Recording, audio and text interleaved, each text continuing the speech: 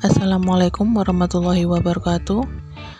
Bagaimana kabarnya anak-anakku semua kelas 6? Semoga kita semua dalam keadaan sehat walafiat. Untuk hari ini kita akan mempelajari tematik 6F, yaitu mata pelajaran SBDP. Untuk mata pelajaran SBDP di tema 6F kita akan mempelajari 3 KD. Kita mulai dari yang pertama, yaitu memahami interval nada.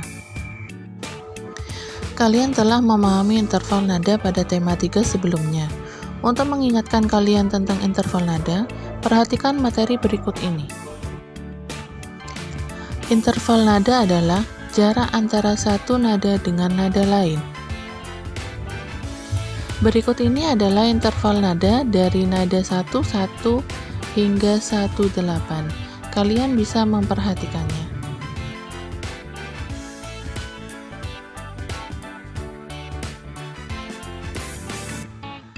Alat musik pengiring ada yang menghasilkan nada harmonis dan digunakan untuk memainkan interval nada harmonis. Akord adalah kumpulan 3 nada atau lebih yang jika dimainkan secara bersamaan akan terdengar harmonis. Akord dapat dimainkan secara terputus-putus atau bersamaan. KD yang kedua yaitu memahami penampilan tari kreasi daerah. Tari tradisional dibedakan menjadi 3 jenis, yaitu 1. Tari klasik, 2. Tari rakyat, 3. Tari kreasi baru. Tari klasik yaitu tari tradisional yang dilahirkan di lingkungan keraton, hidup dan berkembang sejak zaman feodal, serta diturunkan secara turun-temurun di kalangan bangsawan. Contohnya yaitu tari bedaya dan tari serimpi. Tari rakyat yaitu tari tradisional yang lahir dari kebudayaan masyarakat lokal, hidup dan berkembang sejak zaman primitif, serta diturunkan secara turun-temurun sampai sekarang. Contohnya yaitu tari Polus Tomo dan tari Cikeruhan. Tari kreasi baru yaitu tari klasik yang mengalami aransemen dan dikembangkan sesuai perkembangan zaman, tetapi mempertahankan nilai-nilai di dalamnya. Tari kreasi baru biasanya diciptakan oleh pakar tari. Contohnya yaitu tari merak dan tari ngigel. Secara garis besar, tari kreasi baru dibedakan menjadi 2 golongan, yaitu 1. Tari kreasi baru berpolakan tradisi adalah tari kreasi yang dilandasi oleh kaidah-kaidah tradisi, baik dalam koreografi, musik, tata rias, tata busana, dan tata teknik pentas. Yang kedua, tari kreasi baru tidak berpolakan tradisi adalah tari kreasi yang melepaskan diri dari pola-pola tradisi, baik dalam hal koreografi, musik, tata rias, tata busana, dan tata teknik pentas. Apakah kalian bisa menari? Pernahkah kalian menyaksikan pementasan tari? Apakah kalian memperhatikan ragam gerak tarian tersebut? Tari kreasi ada yang dibawakan secara tunggal dan kelompok. Gerakan tari yang tampak rumit sebenarnya terdiri atas beberapa gerakan sederhana. Ada gerak dasar kaki dan tangan yang harus kamu kuasai sebelum mempelajari rangkaian gerak suatu tarian. Gerak yang pertama yaitu gerak telapak kaki. Sikap dan gerak telapak kaki mempunyai peran penting dalam menentukan keseimbangan dan kemantapan seluruh tubuh saat bersikap dan bergerak. Yang kedua yaitu gerak kaki. Dasar gerak kaki terdiri atas gerak kaki di tempat dan gerak kaki dengan penyangga badan tidak seluruhnya. Yang ketiga yaitu gerak dasar tangan. Gerak dasar tangan untuk menari terdiri atas gerak ngiting dan ukel. Dalam suatu tarian memiliki unsur tarian. Ada 2 unsur yang membangun seni tari yaitu unsur utama dan unsur tambahan. Unsur utama seni tari adalah unsur esensial dan pokok yang harus melekat dalam suatu tarian. Jika salah satu dari unsur tersebut hilang atau tidak diperhatikan, maka suatu tarian tidak akan harmonis. Unsur utama dalam seni tari yang pertama yaitu wiraga atau raga. Wiraga dalam bahasa Jawa berarti raga yang dalam konteks seni tari biasa dikenal dengan gerakan. Tarian harus menonjolkan gerakan tubuh yang dinamis, ritmis, dan estetis. Yang kedua, wirama atau irama. Wirama berarti musik pengiring. Musik berfungsi untuk mengiringi gerakan penari. Dalam musik, suatu gerakan lebih memiliki makna karena tercipta suasana tertentu. Seorang penari harus mampu menari sesuai irama, ketukan, dan tempo pengiring sehingga terasa harmonis dan estetis. Yang ketiga, wirasa atau rasa. Seni tari harus dapat menyampaikan pesan dan suasana perasaan kepada penonton melalui gerakan dan ekspresi penari. Oleh karena itu, seorang penari harus menjiwai dan mengekspresikan tarian tersebut melalui mimik wajah dan pendalaman karakter.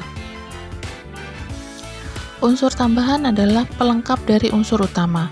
Unsur tambahan tidak dapat diabaikan karena mendukung suatu tarian.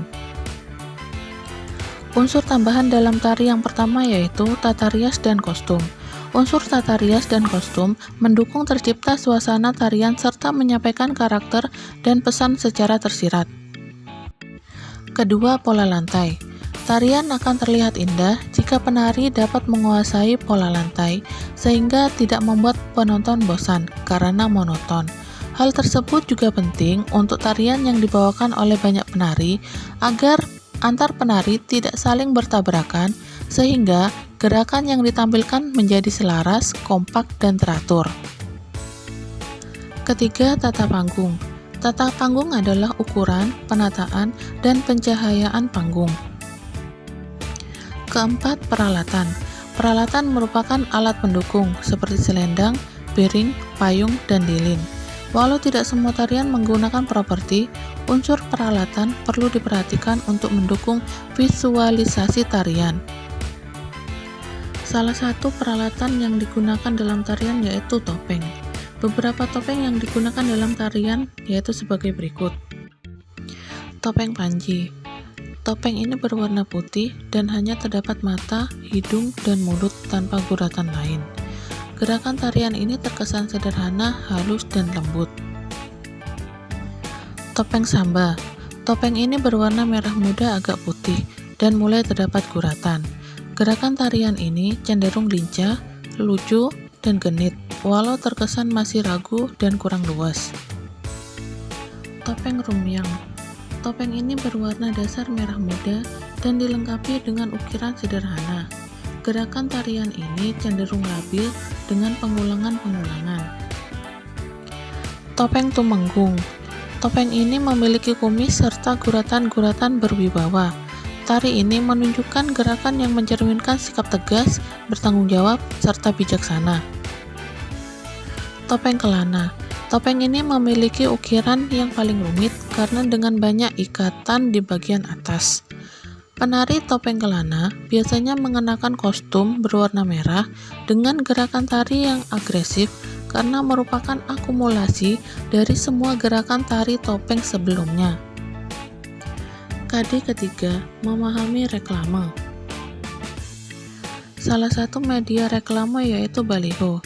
Baliho adalah pesan yang tersirat, iklan, promosi, atau pemberitahuan yang sifatnya untuk diketahui khalayak umum.